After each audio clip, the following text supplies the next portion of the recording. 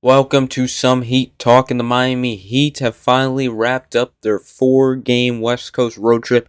A brutal 4-game West Coast road trip facing some of the best teams in the league. It's finally over, and during that road trip, the Miami Heat went a thankful 1-3 because they could have went 0-4 easily. They could have probably went 2-2 easily. All those games were practically close in that road trip, but they were really, really good teams, and Miami Heat were only able to pull away one victory out of the four. And the three teams that Miami Heat lost to have started the season 17-6. They faced three MVP candidates with those three teams: Wemby, Luka, and then Jokic. Those are three most likely to probably be the top three MVP candidates when it comes down to the end of the season. And those teams are 17-6 combined record as of right now. So those teams are exceptionally good. The Miami Heat were able to keep it close with the Spurs. They were able to keep it nice little comeback. They were able to keep it close with the Lakers before the Lakers pulled away the last 2 minutes. They beat the Clippers with Kawhi and James Harden playing, and then they just lost to the Denver Nuggets. Nikola Jokic, impressive game. But unfortunately, the stinger of the road trip is the injury to Bam Adebayo, who got injured just last night. He had to exit the game in the first quarter. I believe it was a screen. He was setting a screen for Norman Powell. I saw the video, and then I think something happened. He got his foot stepped on or something, and then he was in pain coming down the court, bending over. I saw him a couple times, just showing signals of pain, and then he had to exit the game in the first quarter. And then, of course, no Bam versus Jokic. Who do we have? Good old Kel'el Ware. And Kel'el Ware, while he was trying to hold his own against a big and physical team. He had to, there's no backup center on this team, which is a problem that we'll talk about in a second. But he's trying to guard Jokic, then he has to try to guard Valanciunas, who's big and physical just like Jokic. And then there's Aaron Gordon, and then there's Cameron Johnson. There's really no power forward help for Kel'el Ware to rely on, because Jovic, while he could be 6'9" or however tall he is, big ass dude and play the four, just he does not have the defense or the physicality of a four. And then there's only Andrew Wiggins after that. So, and he was a starter. He had to worry about the starters. So Kel'el Ware kind of got put in a tough spot against Denver, where we lost 122 to 112 last night. Also, I forgot. Hope Spo, prayers up to Spo and his family, because he came home after this brutal road trip, and his house was terribly, and I mean terribly, and unfortunately, burning down. And there's video of him outside his house, just in distraught because of all the belongings and all that. It's his house. It's where it's his family's home. And, there's all those valuables in there, just not valuables when it comes to money, valuables when it comes to emotional significance. The kids' drawings and this and pictures, and who knows what else could be in there that is value to the Spoelstra family. So prayers up to Eric Spoelstra and his family. Hope they get it together.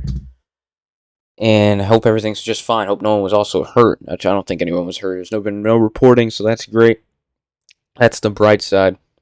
But tough, and sad situation there. But that's all we have on that. Next, let's get back to what I was saying. The Heat versus Denver Nuggets. It was without Bam for basically the whole game. It was as good as the Heat can do, with Kel'el Ware having to play the center, on the bench, and starting. The Heat have been going 10 deep. The man they stepped up due to Bam's injury was Kashad Johnson. Kashad Johnson, he's a good defender. He was trying, but he's not NBA ready for sure. Jaquez was able to keep them in the game with 21 points, being aggressive around the rim, of course. Still can't get that three-point shot down. Kel'el Ware had 13 and 11. Wiggins has been really good in this road trip.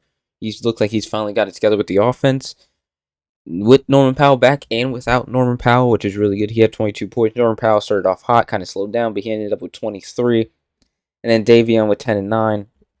So we kept it close, which was encouraging. I like that. I like to see the bench. The bench has been really good. It wasn't that good this game. Fontecchio did not have his 10 points that he usually has. Did not hit a 3. He hit 1 3 this game. Went 2 for 7.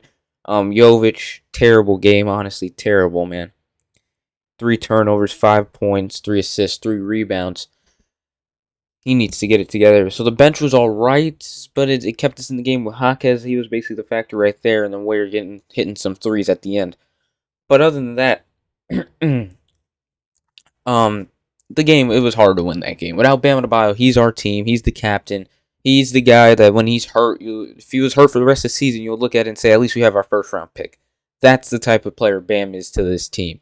And especially without Tyler Herro, still, which we'll get to the update in a second.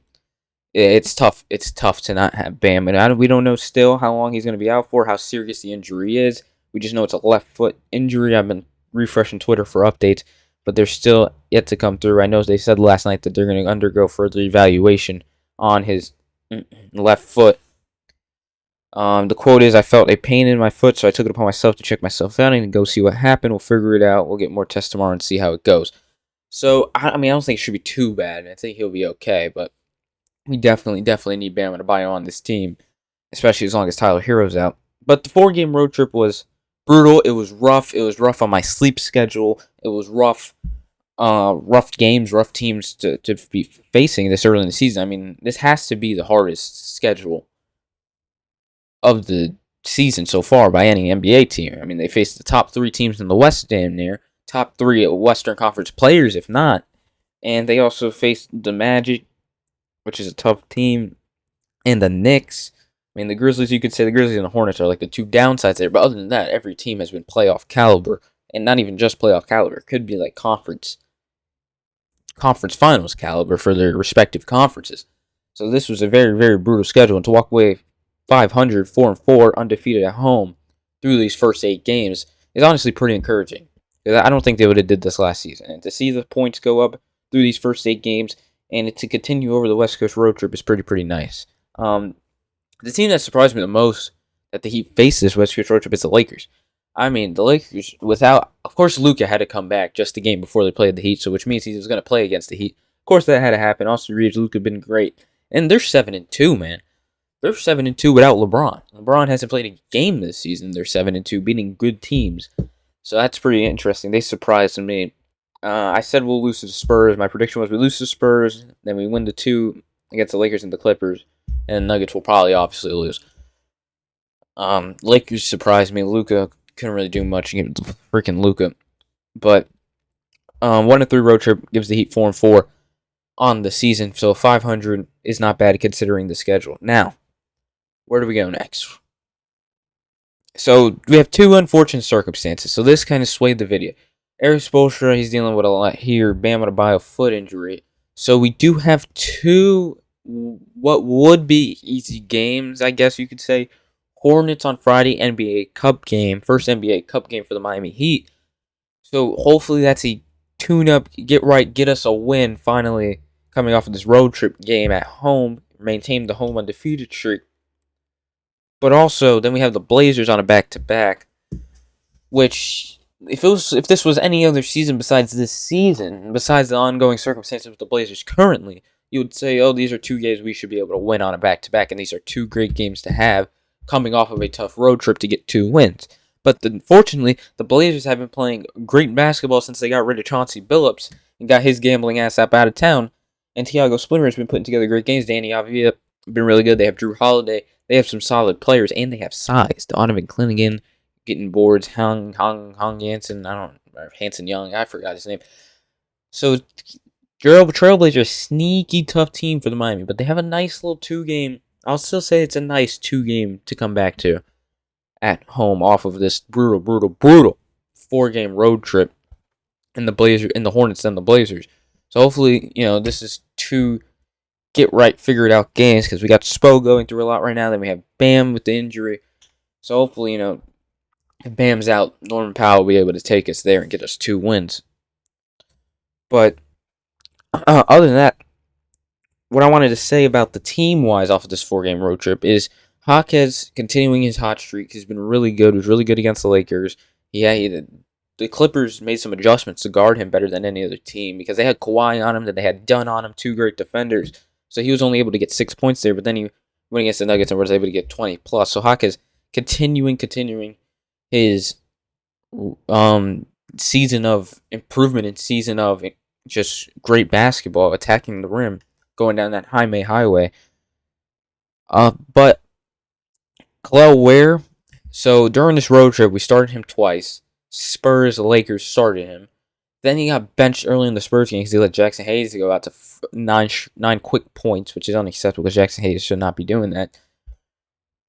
Got put in SPO jail. I thought he'll be in SPO jail against the Clippers on a back-to-back, but he came off the bench and gave us some solid play.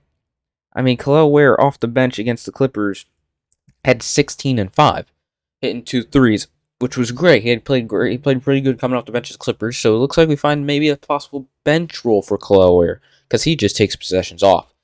I mean, he'll be great for a good 2 possessions. Do his thing, use his athleticism, use his size to protect the rim, get some dunks, catch a lob, and then he'll be dogging down the court in transition in a couple plays and just be out of it. I don't know how fast Jokic is, but he's beating Kel'el Ware down the court every time. And then he got more of a bigger role against the Nuggets because Bam went out in the first quarter. So he had 13 rebounds, 13 points, which he was actually holding his own for a little bit against Jokic. And you can't do much when you got Jokic, Aaron Gordon, Cameron Johnson, all those big guys to worry about. And when you got Kel'el Ware and the next highest person height-wise next to him is 6'6". We have a whole bunch of 6'6" guys running around out there trying to guard this team, which is not going to work. And I think Kel'el Ware's performances off the bench has been pretty good, considering the spots he's been put in. On Wednesday last night against the Nuggets, he's put in a spot to guard the best center in could be in NBA history. And then he's put in the spot coming off the bench. He adjusts to it and he gets 16 points. So I think Kel'el Ware's play has been encouraging. We finally got Norman Powell back on the last 2 games of this road trip. He's been really good for 20 every night. The only thing about Norman Powell, though, is I feel like Norman Powell comes out the gates stroking the ball, hitting threes, drawing 3-point fouls, getting 3 shots at the free throw line in the first quarter. He comes out hot, then it starts to fall off slowly throughout the game, which is not something we needed last night for sure, and not something we need to keep going throughout the season. I feel like, he's averaging 14 points in the first half in the games he plays, and then in the second half he's averaging 9 points per game in the games he plays. So that's not good. I feel like Norman Powell needs to be still continuing that aggressiveness from the 3, taking those shots and hitting them later in the games when we need them most. It has been Bam, like against the Clippers, it was Bam that we go to when we need a clutch shot, or Andrew Wiggins has been really good when we need a clutch shot, need a clutch 3. But also, we need Norman Powell to be effective in the second half and continue his aggressiveness that's so effective in the first quarter of the games that we see. He comes out and gives us 9 straight points on first quarter damn near every time. He's been great in the first half, but we need, averaging 14 points in the first half to continue over into that second half. That's something I found out during this road trip. And again, I want to get to Andrew Wiggins. Andrew Wiggins, who first couple games of the season, we're like, I don't know if he can keep up with this pace. He doesn't really fit in. He's getting paid like Jimmy Butler, but he's playing in a role Haywood Highsmith kind of. We need him to figure something out to get in, and he has been able to fit in this road trip over the last 4 games, man. Because against the Spurs, he had 24 points. Against the Lakers, he had 15. And then against the Clippers, he had 17. And the Nuggets, he had 22. So he's been really good. And he's been hitting them threes. He's been taking those threes that just been floating in. Shooting 75% for the 3 against the Nuggets, 60 against the Clippers, and then 16 against the Lakers, unfortunately, and then 40 against the Spurs, all from 3. That's his 3-point percentage. So he's been pretty good. I liked what I've seen from Andrew Wiggins over these last 4 games during this road trip. So, he's been a solid 3 for us, which is going to be interesting when Tyler comes back. Tyler's going to looks like he's going to be playing that 1, and Norman's going to be playing the 2, or Andrew Wiggins the 3, and then 4 to 5, we'll figure it out on the go, which would be pretty interesting when it comes. Because right now, actually, we're playing Wiggins at the 4 with the Larson and Mitchell lineup, and then Powell, Wiggins, Bam, because Kel'el Ware can't really hold his own as of yet. So maybe we'll go Davion, Tyler, Powell, Wiggins, Bam. It's going to be really interesting what the lineup comes with Tyler Herro. But we do have a new update on Tyler Herro. Tyler Herro, I believe this is official, should be official. I've been seeing it everywhere. ESPN gave him an estimated update of November 17th, which is the home game against the Knicks. So that is in 11 days, 2 weeks or so. So that's when Tyler Herro should be back, which I want him back already. Bam's now injured. And I like what we have with this team. I like what we have with this pace and this offense. And I want to really see, I'm eager to see how Tyler Herro fits into this offense going forward when he comes back, because we have Norman Powell, which could be a conflict. Tyler Herro, he likes to create his own shots, come off the screens, do his own thing. So it's gonna be really interesting to see how he fits in with this free flowing offense of the Miami Heat. And November 17th seems to be the target date for his return, which is nice because he played the Knicks, and then we go right into 2 days later a home game against the Warriors. So those are two tough games, which we'll probably need Tyler Herro back and Bam back by then to have a shot in those games. Now, the chatter, the news, the biggest story in the NBA right now, most likely. Ja Morant, Mr. J.A. Morant, dude. He's not joyful in Memphis. Doesn't that sound familiar? He can't find his joy in Memphis right now. He got into an argument with the coach. He's having issues with the coach in his offense. Got benched by the coach. Whole ongoing shenanigans going on. He got suspended for 1 game. And now he's not really buying into this Memphis Grizzlies coaching staff and what they got going on right now. The Memphis Grizzlies fired their coach really late in the season last year. They got this new Finnish coach. Can't pronounce his name. I'll give it a shot, though. What's it? Let me see. I need to see it. Tomas Lisalo. Finnish coach. Ja Morant's not really buying into it. It's going to be interesting what the Grizzlies do, because Ja Morant is their number one dude, their attraction. It's their guy, their number one, right? And this coach isn't meshing with them, so it'll be interesting to see what they do. But we're here to talk about the Heat and how this connects to the Heat. The Miami Heat, Kendrick Perkins, everybody's calling for the Miami Heat to be a possible landing spot for Ja Morant, which is interesting. I find this interesting. The Heat could use a point guard like Ja Morant that can be a threat attacking the basket. Davion Mitchell is currently a starting point guard. Is he really a threat to attack the basket? No, he's defense, and he's been really good playmaking, but he hasn't been attacking the ring. He's nowhere near the talent of Ja Morant, of course. Ja Morant also could be a stretch to the floor. He can also hit his threes. It's interesting, though, because we have this new offense that was created, want to call him the offensive coordinator, whatever. This season, we brought in Noah LaRuche, whatever his name is. Can't pronounce his name either. All these coaches have these weird names. They brought him in to implement this free-flowing offense. And the team he was with last season was the Grizzlies, which is an offense that Ja Morant did not like, which was this free-flowing offense. So the Miami Heat's offense originated from the Grizzlies' offense of last season, the offense that Ja Morant had problems with. So it's weird to want a player that does not like the system that is being ran at the team that he's going to get traded to. So that would be interesting. But other than that, would I want Ja Morant is the question. And the answer to that is, I don't think so. Look, he's talented. He was All-NBA player a couple seasons ago. He's great. He's great. His personality off the court, questionable. His decisions off the court, questionable. Now, could he benefit from Miami Heat? Spo, tough. Pat Riley, tough. Whether you're done at Bam, the accountability, he could definitely benefit from the accountability. But what do we have to give up to get a guy like Ja Morant to make the money work? And I've seen a lot of Tyler Herro out there. I've seen a lot of there's Wiggins. I don't know for sure how to make the money work. If it's trading Wiggins and down at Davion Mitchell, maybe. But if it has anything to do with giving him Norman Powell or Tyler Herro, because we got to extend Norman Powell, so I don't know what's going on with that cap-wise. But if it has anything to do with giving up Tyler Herro, or, Jaquez, is that something you really, really want to do? Is that something you really want to do? Because this guy, he could be a risk that you're taking. You're taking a gamble on a guy that, it's not like Goran. Goran wanted out of the Suns and he came to the Heat, but you knew his personality-wise, he's fine. Jimmy Butler, you knew his competitive personality would kind of make a fit in Miami. I don't see any world where Ja Morant's personality will fit or make sense to take a gamble on in this stage with the Miami Heat. Miami Heat have something going this season.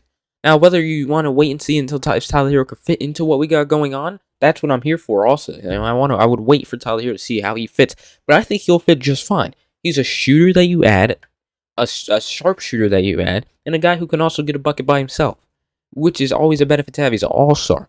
I don't see a world where you want to give up. Why Heat fans are so willing to give up on Tyler Herro so fast? The guy gets better every season. And to take a gamble on Ja Morant by giving up Tyler Herro possibly does not make any sense to me. I don't see Ja Morant being so much better than Tyler Herro. He's more flashy. He's more, gets you the highlights. He's more physical around the rim. But I feel like Tyler Herro will obviously want to fit more in this offense and will fit more in this offense because we saw it last season with this offense. Ja Morant does not fit in it. And also to take a gamble that you could possibly end up regretting and then moving on from Ja Morant because of whatever idiotic stuff is next for him that he could possibly do. And then you ended up with nothing. You're not ended up with no Tyler Herro, you ended up with no Ja Morant. He gets sick of Heat culture, he wants out, and it all comes crashing down. I think he could benefit from accountability from the Heat. But also, he can get sick of it just like Jimmy Butler did and then won out. Looks like he's playing the Jimmy Butler card right now, saying he doesn't have any joy. So it's a really, really interesting spot, which I do not want Ja Morant on the Miami Heat as of right now. I like what we have going on. I do think we could cash in the young guys possibly for someone better, like Giannis.